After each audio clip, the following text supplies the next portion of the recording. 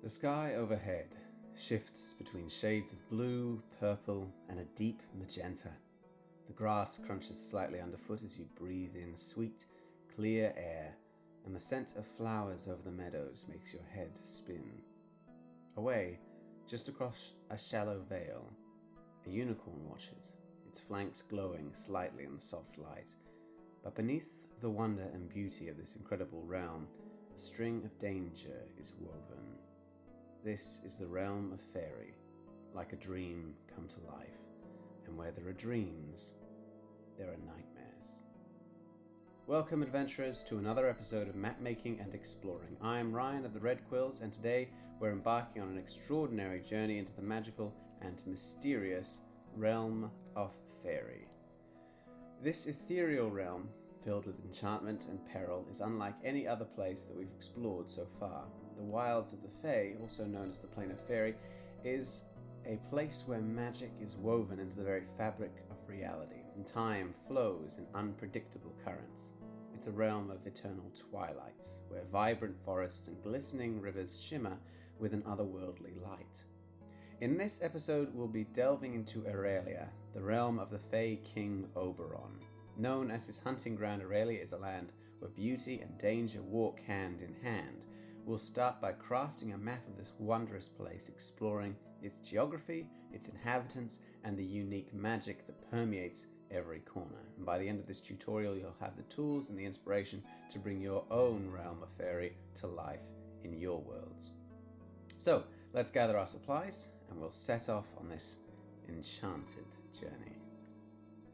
The realm of Faerie can be known by 1,000 names. It exists just to one side of our own world, separated by the thinnest of membranes. That thin skin between planes can be pierced by magic, by gates at places like henges, or by complete accident. But anyone venturing into it from our world should be prepared for a place more intense, more wondrous, more amazing than anything in the material world. There are an incredible number of variations on this theme, but we'll be exploring just one today, and we'll discuss how you can explore your own in your own games and stories, and how you can add in your own ideas, some inspiration for exploration, and what to know about the Fae. For this topic, I'll be drawing on inspiration from the mythologies of the British Isles, the writings of such authors as Shakespeare and Pratchett, and of course the more modern takes of names like the FEYWILD from Dungeons and Dragons. So, let's sharpen those pencils, and we'll begin. We start our journey with a blank canvas. For this map, I'll be using a large sheet of A2 180 GSM paper and a combination of vibrant watercolors to capture the Feywild's vivid hues. Start by creating a general layout of Aerania. I'm focusing on major geographical features such as the glimmering woods, the croaking marshes, and the deepening forests. The landscape of Aerania is ever changing, so feel free to let your imagination run wild. I'm doing something different for this map. I spent a long time thinking about how I could create a map that would sufficiently represent the ever-changing chaotic nature of somewhere like Faerie, and had any number of concepts. And for your own map, you can take a couple of such ideas, like using a binary shading of blues and reds over one another so that the map shows different details under red light or blue light. You could create a layered map of pinned circles, similar to the concept in the Pirates of the Caribbean films, so that you can actually move points of interest around. Or you could have folded areas that can be pulled back to reveal the hidden parts of the map, the details that aren't shown to travelers. And of course, there's many more that you could have, but in the end, due to the limited time that I have for these videos and the aim to have this be downloadable for any of those who want it, I chose to go with option C. I have 2 folded areas just to showcase the concept, in which areas can disappear or reappear according to the whim of the Fae King. Now, similar to my other maps, I've sketched out some of the denizens of this realm. All are my own or suggested by subscribers, so you can use them if you'd like. The idea behind it is that the area here is the one that Oberon, the Golden King, the King of the Fae, the consort of Titania, goes when he is not needed at court. He hunts for his pleasure here, And when he finds a victim that he wants to hunt somewhere else on the material planes, he drops them at the henge in the center of Aerania and gives them a head start. I'll be watercoloring this map in a slightly isometric style, which I don't normally use. I'm playing with the concept that the horizon away from the perspective of the map is actually the end of the realm. If one gets too close to it, they become turned around or moved across to somewhere else. Now I'll be painting this, which as a process does not take longer than inking it with a pen, but it's worth noting the different effect that this has. If you want to try it for yourself, you can watch my process. It's about layering the colors, beginning with a lighter shade and working your way darker. My method uses the pens, I'll put the pens in the description, after the painting, and stippling and hatching and cross-hatching to shade as well as the colors to shade. I've started by sketching the rough shape of where I want everything, and then I'll go through the mountains, the terrain, and the natural sketches, and then the annotations. Let's get into the world itself, and we'll discuss its purpose and its function while I'm laying the initial foundation. The realm of Faerie is a realm of contrasts, where beauty and danger can coexist in a delicate balance. It's a place where the rules of the material world don't always apply, and time and space behave unpredictably. In Aerania here, this unpredictability is not just a part of its charm, but its peril. Here, Oberon uses the enchantment of it to cloak himself in mystery and glamour, all as a part of his hunt. Now I've added several areas here, but first I'll give an overview of Aerania's intention and history so that you can use them in your own world. A bit of background on the Fae is that according to Shakespeare and some mythologies and some source books for role-playing games, the summer court of the Fae is ruled by the Queen, Titania. She is graceful, beautiful, glamorous, and her control over the court is absolute.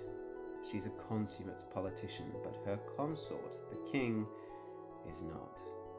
He's a powerful mage, a formidable warrior, and a terrifying hunter, but he cares not for the frippery of the courts.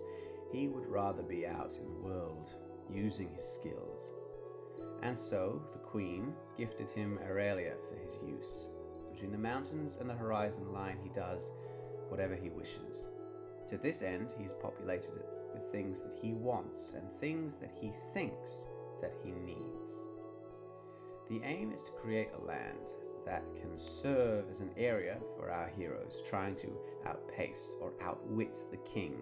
Fighting the king head on is folly, but if one can find a way to outwit him or access his weakness, then the tables can turn.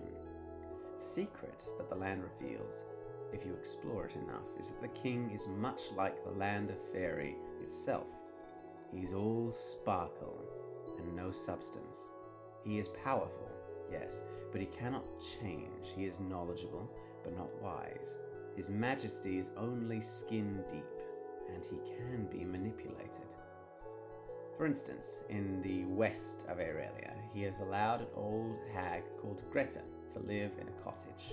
He doesn't hunt her, and nor is she in any danger. Oberon has responded to the myths and stories of kings going to old ladies for wisdom by finding an old lady and placing her where he can find her if he ever needs advice. The old lady in question is undoubtedly a witch with her own agenda, but this provides a clear example of the kind of shallow thinking that Oberon uses. About the Fae, they are wonderful. They provoke wonder. They are marvelous. They cause marvels. They are fantastic. They create fantasies. They are glamorous. They project glamour. They are enchanting. They weave enchantments. And they are terrific. They beget terror. Terry Pratchett wrote that about elves in his book, The Lords and Ladies. But that is, I think, the heart of what the Fae are. They pull you in, they string you around, and you realize that their smiles are beautiful, but they are very much full of teeth. Everything in this world is heightened from our own. Everything is more intense, more overwhelming, more emotional, more dangerous. The Fae King is incapable of feeling any small feeling. When he is annoyed, it's rage. When he's happy, it's climactic, and the moods pass like rain in the night, easily forgotten. To hide their true selves, many of the denizens of Aerania have cloaked themselves in illusion, using the pervading magic of the realm to power their cloaks. That way they can hide their weakness, their power, their true selves from outsiders. Truth has power of its own, particularly here. In a place where there is so much smoke and mirrors and so little substance, those who are cunning and intelligent are very powerful indeed. The curling tendrils of magic that pervade the very air can heighten the abilities of any mage, and there is nothing so dangerous as a mage with an imagination. In order to hide their natures and their intelligence from the others, they will cloak themselves in illusions and act harmless. They will watch and wait for their ability to strike, lay traps, and they will manipulate others into doing their bidding. While Oberon himself was not particularly blessed when it came to his mind, there are others here who are. The groundskeeper, who keeps his name from the lips of those who enter Aerania, and old Greta are two examples of this, and they are both key players when Oberon is away. And of course there are other ways to remain safe in Faerie by sheer displays of unadulterated power. Titania, of course, will use this herself. Her favoured way of telling her consort that his presence is requested is to move her entire palace to the waiting hill in Aerania with a sound like a thunderclap and the flash of a sunrise. Other creatures also have incredible power, and often in unexpected ways. The unicorns that roam the forest are left alone by most predators for a good reason. In the Dark Hunt, where the secret passages of the king lead to the dark and the darker, Sleepy Budan is quite capable of fending for himself. So we know something about the major players here in Aerania, but stories about the realm of Faerie are often focused on their courts, their cities of white towers and splendor, their gardens and their mansions. Aerania is more wilderness than that, so let's talk about the kinds of inhabitants that one might encounter. It's true that the inhabitants of Faerie come in all shapes and sizes. A Faerie is not a race, if one wants to be accurate. It refers to any denizen of the realm, and they are generally altered in some way by the raw magics of the land. Aerania is no different. There's no high city here unless Titania moves her court to the waiting hill. When Oberon is here, everything is ruled by his whim. There's no law but the desires of the king. When he is away, however, the power struggle surfaces. The groundskeeper is officially in charge, but old Greta has the ear of the king. The nymphs in the bathhouse care not for their squabbles, but they can be roused by intrigue or by gossip, and Tom, in the weary Innkeep Inn, is a useful source of information. Here's a couple of creatures that live in Aerania. I've done sketches of them in the margins of the map. The groundskeeper's pawns scurry through the underbush and lurk in the shadows. They carry out their master's bidding with ruthless efficiency. The diminutive handstands, as they're called, with their blue-skinned faces and their nimble fingers, they serve as the eyes and ears of Oberon's ever-watchful gaze. And as they carry out their master's commands, they ensure that Aerania remains a realm of mystery and danger, where the unwary traveller may find themselves ensnared in a web of illusion and deceit. Like many of the denizens of Faerie, they appear to be something almost familiar, but strangely strange. The handstands have blue hair and blue skin, but instead of feet, they walk on a pair of hands. which is where they got their name. They aren't unintelligent, but they're very easily manipulated. The next is the woodsman. Amongst the ancient trees of Aurelia's enchanted forest, the ever-watchful woodsman, and there is only one, stands sentinel. His form blends seamlessly with the whispering leaves and the shifting shadows. With his silent vigil and his unwavering gaze, the woodsman guides travelers through the labyrinthine paths of the Feywild, his cryptic gestures leading them ever closer to their destiny. But beware, the woodsman is no mere guide. His true motives lie shrouded in mystery. His allegiance is bound to the whims of the Fey King himself, but sometimes he makes a play for power himself. There's Tom, of course, of the weary innkeep. Long ago, Oberon was travelling through the mortal plane with the summer hunt when he came to an inn after midnight. Wanting to test the hospitality of the inn's owner, he roused Tom and requested room and board for the entire hunt. Tom claims that he was reasonable in his refusal, that the inn did not have enough rooms for the entirety of Oberon's entourage. The king, however, was insulted by Tom's manner and cursed Tom and his inn into Aerania. Now the inn, renamed to the Weary Innkeep, wanders across the realm on great duck's feet, waiting for the summer hunt to need room and board. Tom will serve and house any travelers that come across his threshold, and the inn is a safe area from the rest of the realm. But Tom cares only for his own wants and desires, specifically to be released from his torment.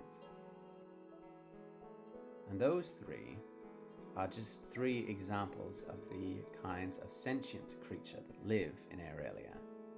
That's without going, of course, into much of the history of the groundskeeper or old Greta, who each have their own dominions within Oberon's grasp.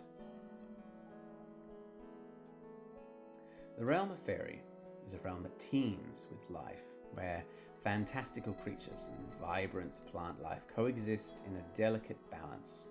In Aerania, this balance is reflected by the diverse array of flora and fauna that call the realm home.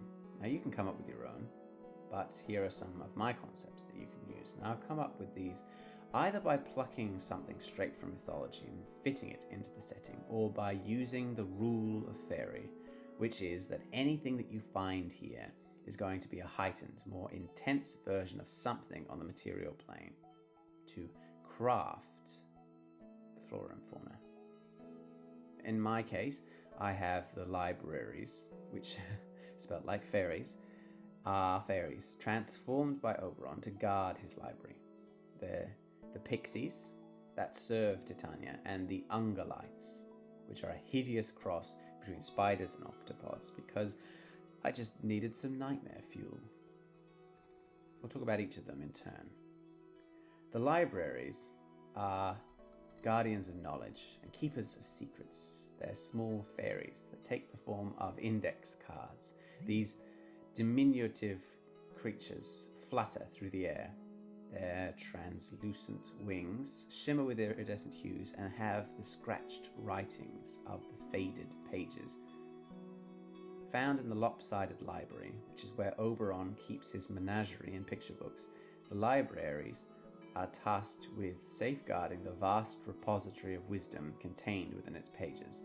With their keen minds and their unwavering dedication, they ensure that the secrets of Aerania remain hidden from prying eyes. The pixies dance through the sun-dappled glades and the shivering meadows of Aerania when Titania searches for her king. They're also known as the little folk. They serve as the loyal subjects to the queen. They have delicate wings and mischievous smiles. They embody the whimsical spirit of the realm. But unlike the denizens of Aerania who serve Oberon, the pixies flit about the summer court. They tend to the lush gardens. They frolic in the eternal twilight. They are willful, emotional, and extremely prideful. Many take offense to the name pixie and require those who ask their aid to call them by other names, like little folk. but they play games, they weave enchantments, and they carry the commands of the queen, so few will dare to interfere with them. Which brings us to the last, the Ungolites. In the shadowed depths of Aeralia's darkest recesses lurk the Ungolites, the sinister creatures that are a cross between spiders and octopods. They are monstrous beings that spin webs of inky blackness. They ensnare unsuspecting prey within their sticky strands. They are said to be the result of every nightmare about a spider. Known for their unnerving appearance and their insatiable hunger, the Ungolites are feared by even the bravest adventurers who dare to venture into the dark and the darker. With their razor-sharp fangs and their multiple tentacles, they are formidable predators that strike fear into the hearts of all those who cross their path. In my realm, Oberon is hiding a secret from his queen. She has banned any travel between her realm and the dark and darker, the two realms that are beneath the surface of their world, where dwell the product of nightmares. Oberon, however, is a hunter, and he desires ever more challenging prey, and so he keeps a secret passage to each the dark and the darker in a tucked away corner of the realm, hidden behind a glamour. There one can find the Ungolites, and occasionally they escape from the tunnels to wreak havoc upon the denizens of the realm. Because that's all that Aeralia is. They're just stories. They aren't just tales to be told around a campfire. They're the very essence of the realm. They shape its landscape, define its inhabitants. The stories, which are passed down through generations, hold sway over the realm of Faerie. They alter its very fabric under the right circumstances. And this realm is filled with stories, such as the tale of Tom and his inn. It was a haven for travelers that sought respite. And now, when Oberon has tested Tom's hospitality and finds it lacking, he curses the innkeeper and his establishment to an eternity of servitude. But that's the concept behind Faerie as a whole. It responds to the stories, the tales, the legends of the material plane. Take the groundskeeper. Once a mighty archfey, the groundskeeper now serves as Oberon's loyal servant. He's trapped in a cycle of servitude and longing for freedom. Desperate to reclaim his lost power, the groundskeeper schemes and plots in the shadows. He seeks a way to break free from Oberon's grasp. But the Fey King's watchful eye never wavers, and the groundskeeper's path is fraught with danger at every turn. It's a mirror of every tale of the ambitious vizier. Take the wizard's folly. In ages past, a wizard sought to unlock the secrets of the realm of Faerie and harness its arcane energies. His hubris led him to create the wizard's folly, which is a towering spire that reached towards the heavens in a bid for power. But his experiment went awry. The tower was consumed by the very magic it sought to control. It grew to enormous size and wrecked itself in the croaking marsh. Now the ruins of the Wizard's Folly serve as a warning to all who would dare tamper with the forces of the realm. You could take the lopsided library, which is said to have been the results of Oberon looking upon a majestic library in the material plane and desiring it for himself. He picked up the entire thing and placed it in Aeralia, slightly lopsided. It resides deep within the heart of Aeralia. It's a repository of forbidden knowledge, guarded by the enigmatic libraries. Here, Oberon stores the creatures that he has hunted and bested. He imprisons them within the pages of enchanted picture books. Within the library's walls, the boundaries between reality and fiction blur even more than the outside, revealing the true nature of Aeralia to those brave enough to seek it. And so, our journey through the realm of Faerie and Aeralia comes to an end. We've explored the enchanted forests, the shimmering lakes, the mystical glades, and we've learned about its magical inhabitants and their captivating stories. The idea behind me giving you this tour of Aeralia is that you can create a Feywild of your own. Find the myths and the legends that you most want to emulate and turn them up to 100. Find the ways that they interact with one another, the unexpected twists and turns. Everything is a story as soon as you land in the Feywild, including you yourself. If you enjoy this deep dive into the realm of Faerie, don't forget to leave your thoughts in the comments below.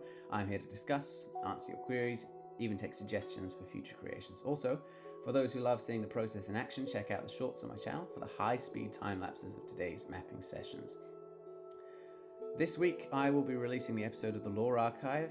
I've discussed quite a bit of the mythology of Aerania, but if you want to see an example of using the mythology in practice, this episode of the Lore Archive will talk about Raylan and her landing in Oberon's grasp. I've also got an ambience video coming out this Sunday if you're keen to watch it in real time. Next week, we'll continue our exploration of different biomes within fantasy worlds. I'm starting with sunken ruins beneath the sea. Keep your eyes open, hit that subscribe button, and tune in next week. A huge thanks to everyone supporting the Red Quills. If you're keen to see more and help out, consider a commission. Every bit of support keeps us adventuring together. I now have memberships available. They're very reasonable. Keep an eye out for them. You'll get sneak peeks, previews of videos, specific posts and polls asking for topics in upcoming videos. Safe travels in your creative journeys, and I'll see you on the next map.